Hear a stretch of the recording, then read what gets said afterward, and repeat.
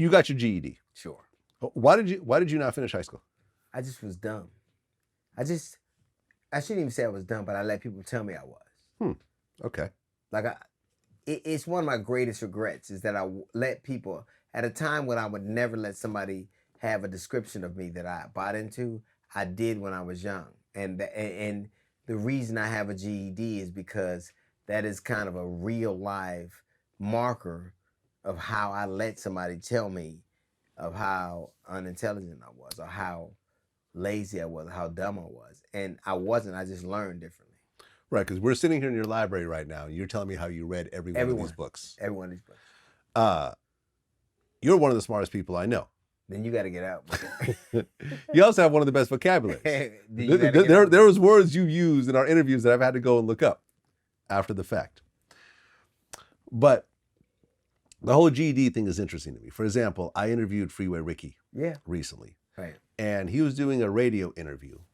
And one of the guys that was on the interview with him said that they statistically looked at this particular city they were in. I think it was St. Louis. Mm-hmm. And when they looked at all the people that were murdered in that city, all of them did not have high school educations. Sure. Did not have a degree. Sure. And Freeway Ricky got his mind thinking of like, well, there must be some sort of correlation between being smart or educated, however you want to look at it, and having the ability to talk yourself out of a situation where your life might be on the line. We were doing the interview. The guy was inside the studio with us when he said that. And he was basically saying that all the people that year had gotten killed, none had a high school diploma. And what that told me was that people didn't use their minds well enough to stop somebody from killing them. You know, they couldn't talk themselves out of the killing, or they didn't handle it the right way that it should have been handled. But for some reason, they got themselves killed. And it was a correlation with not having education that did that. Which you fall into as well, because you didn't know how to read until what age? 28? 28, yeah. Now, there's always exceptions to the rule. Like I remember mentioning this to Willie D. Willie D didn't graduate high school. Sure. Once again, one of the smartest people that I know. But I feel like you guys are more the exceptions than the rule. That's the problem.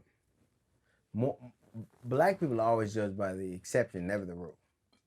They always go, why can't you be like him? But if I were more like him, if I were like him, then he wouldn't be him.